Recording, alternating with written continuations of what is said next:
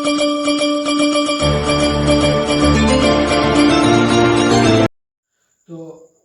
अपन ने पढ़ लिया था कि कैपेसिटर्स का कॉम्बिनेशन कैसे करते हैं या उससे रिलेटेड प्रॉब्लम्स को कैसे सॉल्व करना है, या कैपेसिटर होता क्या है, उसकी कैपेसिटेंस कितनी होती है, कैपेसिटेंस का लो क्या होता है। ठीक है, अब जैसा आपको पता है भाई, ये हमने मान लो पैरेलल प्लेट कैपेसिटर ले लिया, तो ऐसा तो है नहीं कि सीधा ही इसकी प्लेट्स पे प्लस क्यू इधर आ गया माइनस क्यू इधर आ गया, ऐसा तो होगा नहीं। ठीक है, हमें चार्ज देना पड़ेगा और दोगे। जैसे मतलब अगर आपको 1 करोड़ तक भी गिनना है तो हमेशा जीरो से स्टार्ट करनी पड़ेगी गिनती। तो ठीक है, 0 से 1 2 3 ऐसे जाओगे। वैसे ही जो चार्ज होगा वो भी 0 से कहाँ तक जाएगा, क्यू तक। ठीक है, तो अब हमने क्या करना है कि इसको क्यू तक चार्ज करना है। ठीक है, और स्टार्टिंग में इस पर चार्ज कितना है, 0। जब ये न्यूट्रल है, निरावेशित है,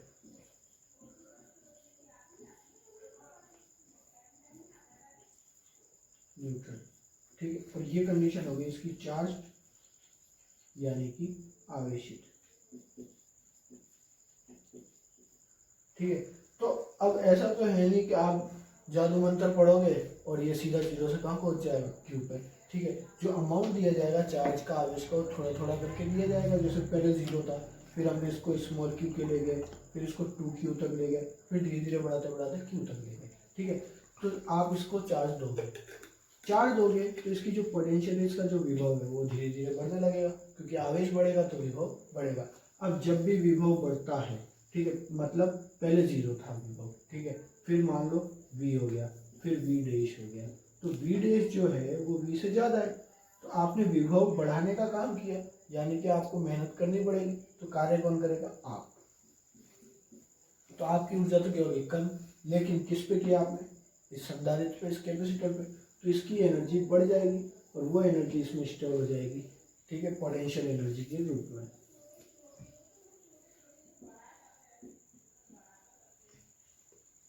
यानी कि स्थितिज ऊर्जा के रूप में।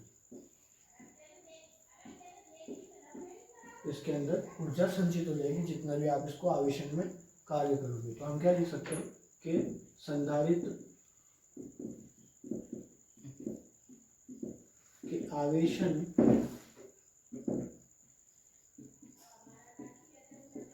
में किया गया कार्य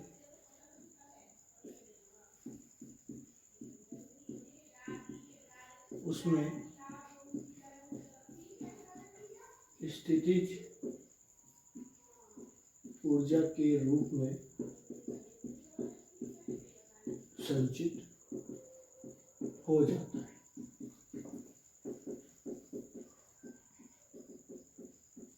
तो work done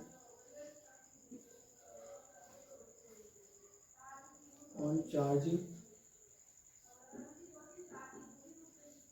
capacitor is stored in it as potential energy। ठीक है, तो ये अपने पास हो जाएगा। इसकी मतलब अपन थ्योरी लिख सकते हैं कि भाई जो स्टोर्ड एनर्जी होती है वो क्या होती है एक्चुअली, कि जो इसको चार्जिंग करने के लिए जो वर्क इसको किया जा रहा है वही क्या है, इसकी पोटेंशियल एनर्जी है। ठीक है, मतलब जो इसके अंदर संचित ऊर्जा है वो क्या है, इसको आवेशित करने में किया गया कार्य ही है, कुछ और नहीं है। ठीक है, तो जो कार्य होता है वो कार्य क्या होता है, वही जो कार्य है वही ऊर्जा है। और कार्य हमने पढ़ा है दूसरे चैप्टर में विभव वाले में कि आवेश गुणा विभव, ये क्या होता है, कार्य। जैसे आपने विभव की परिभाषा में क्या पढ़ा होगा कि किसी एकांक आवेश को अनंत से विद्युत क्षेत्र में लाने में किया गया कार्य क्या कहलाता है, विभव। तो कार्य निकालोगे तो इसको इधर भेजोगे तो Q इंटू वी। अब क्योंकि जैसा कि मैंने आपको स्टार्टिंग में बताया था कि ऐसा होगा नहीं कि आप कोई मंत्र पढ़ोगे और सीधा ही 0 से कहाँ कूद जाएगा Q पे, आपको थोड़ा थोड़ा अमाउंट चार्ज का इसको देना पड़ेगा। तो चार्ज जो होगा वो धीरे धीरे इंक्रीज होगा, धीरे धीरे इंक्रीज होगा, तो काम जो आप करोगे वो भी थोड़ा थोड़ा करोगे, और जो एनर्जी स्टोर होगी वो भी थोड़ी थोड़ी करके होगी, और एंड में जाके W कार्य आप W वर्क या W कार्य आप कर लोगे तो U एनर्जी इसमें या U ऊर्जा इसमें संचित हो जाएगी। ठीक है, तो आगे देखते हैं। तो देखो अब अपन क्या करते हैं, मान लो कि किसी टाइम पे अपन ने इसको चार्ज दिया D। ठीक है, उस टाइम पे इसकी पोटेंशियल थी V डैश। ठीक है। जब हमने डी क्यू चार्ज दिया तो पोटेंशियल कितनी थी, वी डैश, तो यानी कि वर्क कितना हो गया, डी डब्ल्यू, क्योंकि स्मॉल चार्ज है तो स्मॉल वर्क हो जाएगा डी डब्ल्यू। ठीक है, ये बात थी किसी टाइम की, at the point of time जब हम ऑब्जर्व कर रहे हैं तब इसका पोटेंशियल कितना आ रहा है वी डैश, और चार्ज हमने कितना दिया डी क्यू। अब हमें निकालना है टोटल। ठीक है, तो टोटल निकालने के लिए क्या करना पड़ेगा, सिग्मा यानी कि सम ऑफ डी डब्ल्यू और स्मॉल क्वांटिटीज का, छोटी राशियों का योग क्या होता है, समाकलन। क्या होता है, समाकलन। और ये क्या हो जाएगी इसकी संचित ऊर्जा। अब डी डब्ल्यू का वैल्यू ले रहा, तो इक्वेशन 1 फ्रॉम इक्वेशन 1 समीकरण 1 से अपने पास W बराबर आ जाएगा समाकलन V डैश डॉट डी। ठीक है, अब हमें कहाँ से कहाँ तक इसको चार्ज करना है, तो हमें चार्ज करना है इसको 0 से लेके Q तक V dash dot D Q. ठीक है, अब आपको इतना तो पता ही है कि समाकलन तब तक नहीं किया जा सकता जब तक इन दोनों में कोई ना कोई रिलेशन ना हो, यानी कि वी डैश या तो क्यू के पदों में ना हो या डी क्यू वी के पदों में ना हो। तो हम देखो यहाँ पर लगाएंगे धारिता का नियम से, या हम लिख सकते हैं फ्रॉम कैपेसिटेंस लॉ। तो from capacitance law C is equal to होता है Q अपॉन V। अब हम मान लेते हैं कि जब इसका पोटेंशियल V डैश था तब इसका चार्ज कितना है, स्मॉल q है। ठीक है, और कैपेसिटेंस तो बदलेगी नहीं चाहे चार्ज कितना भी रहे। तो अपने पास V डैश का वैल्यू कितना आ जाएगा, Q अपॉन C। ठीक है, अब Q अपॉन C आ गया, इस वैल्यू को हम उठा के रख देंगे यहाँ। तो अपने पास W is equal to 0 to capital Q small q upon C dot D Q. ठीक है, अब हमें क्या करना है, इंटीग्रेशन करना है, समाकलन करना है। तो C तो कांस्टेंट है, कैपेसिटेंस तो बाहर आ जाएगी, तो अपने पास क्या हो जाएगा 1 अपॉन C 0 से capital Q dot D Q.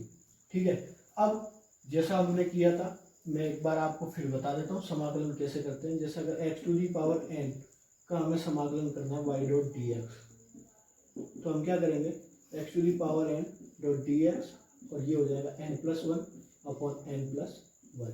ठीक है, वैसे ही आपको आना चाहिए, 11th में खूब सिखाया। तो इसी फॉर्मेट में इसको कर देते हैं, तो क्या आ जाएगा अपने पास W is equal to 1 upon C 0 से कैपिटल Q। अब लिमिट को अपन ऐसे नहीं रखेंगे क्योंकि ये बॉक्स बन जाएगा ना, तो ये हो जाएगा स्मॉल q की पावर 1+1 अपॉन 1+1, यानी कि W is equal to limit हो जाएगी 0 से capital Q 1 upon C Q² upon 2 0 से कैपिटल Q। अब लिमिट्स पुट करेंगे तो हायर माइनस लोअर, उच्च सीमा माइनस निम्न सीमा, तो ये अपने पास आ जाएगा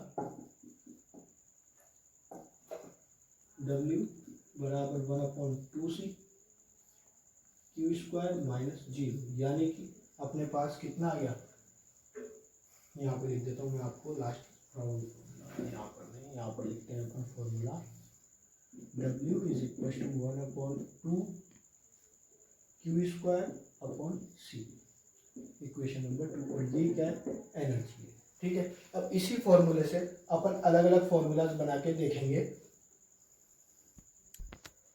तो देखो अपने पास फॉर्मूला आ गया ऊर्जा का 1/2 Q² अपॉन C। ठीक है, एक नंबर। अब इसको अपन डिफरेंट रूप से चेंज कर सकते, जैसे अगर आपको आवेश यानी कि चार्ज और कैपेसिटेंस यानी कि धारिता दी हुई हो, ठीक है, तो आपको ये फॉर्मूला काम में लेना ऊर्जा निकालने के लिए, एनर्जी निकालने। अगर नहीं दी हुई हो तो सीधा सीधा कैपेसिटेंस लो लगा लो Q अपॉन V। ठीक है, तो जैसे C की जगह में क्या लिख सकता हूँ, Q अपॉन V। तो लिख के देखते हैं क्या आता है, 1/2 Q² अपॉन Q, ये V कहाँ चला जाएगा ऊपर, तो ये Q से Q कट गया, यानी कि U बराबर 1/2 QV। एक फॉर्मूला तो आगे ये, ठीक है, एक तो ये था ही स्टैंडर्ड फॉर्मूला। आगे लिखते हैं, पहले हमने C का वैल्यू रखा था, अब यहाँ से अपन चाहेंगे कि इसमें Q का वैल्यू रखेंगे, तो Q का वैल्यू कितना हो जाएगा CV। तो देखो CV रखने पे क्या आता है, U बराबर 1/2 CV का होल स्क्वायर अपॉन C। ठीक है, तो इसको अपन लिख सकते हैं 1/2 C² V² अपॉन C। तो ये कट गया, तो कितना आ गया 1/2 CV² और ये याद रखने में इजी होता है क्योंकि बोलने में इजी है। जैसे इसको आप क्या बोलोगे, हाफ क्यू स्क्वायर अपॉन सी, या इसको क्या बोलोगे हाफ क्यू, ये भी इजी है बोलने में। या इसका हम बात करते हैं क्या हो जाएगा, हाफ सी स्क्वायर। तो ये अपने पास तीन अलग अलग फॉर्मूला आ गए एनर्जी के, जिस हिसाब से क्वेश्चन न्यूमेरिकल में वैल्यूज दे रखी है उस हिसाब से अपन यूज ले सकते हैं। अब अगर यहाँ पे v का वैल्यू रखोगे, जैसे v का वैल्यू यहाँ से आएगा क्यू अपॉन सी, तो वापस आप यहाँ पहुँच जाओगे, ठीक है। तो मैक्सिमम तीन फार्मूला अपने पास आ जाते हैं, तीनों ही आपको आने, इनमें से तीनों में से कोई सा भी एक याद कर लो, क्योंकि कैपेसिटेंस लो तो देखो याद करना है, पूरे चैप्टर में काम आता है। तो तीनों में से कोई भी एक याद है, कैपेसिटेंस लो लगाओ और बाकी दो फॉर्मूले आ जाएंगे आपके पास और न्यूमेरिकल सॉल्व हो जाएगा, ठीक है। तो अब अपन पढ़ेंगे एनर्जी डेंसिटी, मतलब एनर्जी तो अपन ने निकाल ली, जैसे एनर्जी के तीन फॉर्मूलाज अपने पास आ गए, ठीक है। अब अपन बात करते हैं डेंसिटी की। तो डेंसिटी आप सबको पता है, जैसे किसी भी मटेरियल की डेंसिटी क्या होती है, मास पर यूनिट वॉल्यूम, ठीक है। वैसे ही एनर्जी पर यूनिट वॉल्यूम क्या हो जाती है, एनर्जी डेंसिटी, ठीक है। तो ये चीज अपने को निकालनी है। तो कैसे निकालेंगे, सिंपल सा तरीका, जो एनर्जी डेंसिटी होगी यू बार, ठीक है, वो क्या होगी, एनर्जी पर यूनिट वॉल्यूम, ठीक है। अब यहाँ पर ये V क्या है, वॉल्यूम है, तो मैं इसको V नॉट से दिखा देता हूँ, मैं यहाँ साइड में लिख देता हूँ, वेयर जहां U स्थिति जुड़ जाए, इंग्लिश में हम चाहें तो लिख सकते हैं पोटेंशियल एनर्जी, और V नॉट आयतन या वॉल्यूम। अब कौन सा वॉल्यूम यहाँ पे हमें काम में लेना है, इस चीज को क्लेरिफाई करना जरूरी है। जैसे ये हमने संधारित्र बनाया, ठीक है, तो इसकी प्लेटों के बीच की दूरी कितनी है, डी, और अनुप्रस्थ क्षेत्र क्रॉस सेक्शन एरिया कितना, ए। तो ये जो वॉल्यूम है प्लेटों के बीच का, यानी कि ए इंटू डी, यही क्या है हमारा यूज में आने वाला वॉल्यूम, यानी कि आयतन है। तो अब मान रख दो, उसमें से कोई भी एक मान उठा लो, जैसे वो जो स्टैंडर्ड फॉर्मूला है उसको उठाते हैं, तो देखो क्या होगा, U bar is equal to, U का वैल्यू कितना हो गया, half Q square upon C upon V not, यानी कि A into D, cross section area into distance. जैसे आपने पढ़ा होगा छोटी क्लासों में कि किसी भी ज्योमेट्री का अगर हमें वॉल्यूम निकालना, आयतन निकालना, क्या करते हैं, उसके बेस का एरिया आधार का क्षेत्रफल गुणा उसकी ऊंचाई कर देते हैं। तो यहाँ आधार या बेस का काम कौन कर रहा है, ये प्लेट का क्रॉस सेक्शन एरिया, और ऊंचाई का काम कौन कर रहा है, डिस्टेंस बिटवीन द प्लेट्स। तो ए इंटू डी हो जाएगा अपने पास वी नॉट। अब देखो इसको थोड़ा सिंप्लेक्स कर देते हैं, जैसे Q square upon 2c AD, ठीक है। अब ये फॉर्मूला कब काम आएगा, जैसे पहला फॉर्मूला तो यही था अपने पास, ये कब काम आएगा, जब आपको एनर्जी और वॉल्यूम डायरेक्टली दिए हुए हो। ये कब काम आएगा, जब आपको charge, capacitance, cross section area और डिस्टेंस दी हुई हो, ठीक है। एक अपन ने पढ़ा था कि पैरेलल प्लेट कैपेसिटर की कैपेसिटेंस कितनी होती है, A epsilon not upon D, ठीक है। तो इस वैल्यू को अपन यहाँ पुट कर सकते हैं, तो अपने पास कितना आ जाएगा, U bar is equal to Q square upon 2a epsilon naught, D कहाँ चला जाएगा ऊपर, इंटू डी। तो ये अपने पास डी से डी कैंसिल हो गया, ठीक है। अपने पास क्या बच गया, u bar is equal to Q square upon 2a epsilon naught. ये कब काम आएगा, जब आपको क्रॉस सेक्शन एरिया और सिर्फ चार्ज दिया हो तो ये काम में लेना है। तो मैं इक्वेशन नंबर्स लगाता जा रहा हूँ कि आप कौन कौन से फॉर्मूलाज को यूज में ले सकते हैं। अब आगे देखते हैं, ठीक है। अगर आपको चार्ज ना दिया हो तो देखो चार्ज का जो वैल्यू होता है वो कितना होता है, सिग्मा अपॉन ए, सॉरी जो सिग्मा होता है अपने पास वो कितना होता है, क्यू अपॉन ए, यानी कि चार्ज अपॉन एरिया। तो चार्ज का वैल्यू कितना आ जाएगा, Q is equal to sigma A, ठीक है। तो यहाँ पर अपने पास u बार का वैल्यू कितना आ जाएगा, क्यू स्क्वायर की जगह पर लिखेंगे सिग्मा ए का whole square upon 2a epsilon naught. ये अपने पास मिल जाएगा u bar is equal to sigma square A square upon 2a epsilon not. तो a से a कैंसिल आउट हो गया, कितना आ गया, u bar is equal to sigma square upon 2 epsilon naught, ठीक है। ये कब काम आएगा, जब आपको सिर्फ चार्ज डेंसिटी यानी कि आवेश घनत्व दिया हुआ हो तो काम आएगा, इक्वेशन नंबर 4, ठीक है। अब देखो अगर ये भी ना दिया हुआ हो तो कैसे निकालेंगे, तो देखो फिर आपको देगा विद्युत क्षेत्र यानी कि इलेक्ट्रिक फील्ड, जो कि कितना होता है between the plate, sigma upon epsilon not. तो यहाँ से सिग्मा का वैल्यू आ जाएगा ई एप्सिलॉन नॉट, ठीक है। तो इसको सोल्व करो, तो u bar is equal to E epsilon not का whole square upon 2 epsilon not, यानी u bar is equal to E square epsilon not square upon 2 epsilon not. तो ये इससे कट गया, u बार का फॉर्मूला अपने पास आ गया हाफ ई स्क्वायर एप्सिलॉन नॉट। ये वाला फॉर्मूला कब काम आएगा, जब आपको सिर्फ इलेक्ट्रिक फील्ड दिया जाए। तो देखो अगर सिर्फ इलेक्ट्रिक फील्ड देगा तो ये फॉर्मूला, और ये स्टैंडर्ड फॉर्मूला है, जैसे ये वाला स्टैंडर्ड फॉर्मूला था एनर्जी का हाफ क्यू स्क्वायर अपॉन सी, वैसे ये standard formula half E square epsilon not. लेकिन ये कब काम आएगा, जब इलेक्ट्रिक फील्ड दिया हो, विद्युत क्षेत्र दिया हो। अगर आपको दिया हो चार्ज डेंसिटी यानी कि आवेश घनत्व, तो ये काम में लेना है। अगर आपको दिया जाए आवेश और अनुप्रस्थ क्षेत्र यानी क्रॉस सेक्शन एरिया और चार्ज, तो ये काम में ले सकते हैं।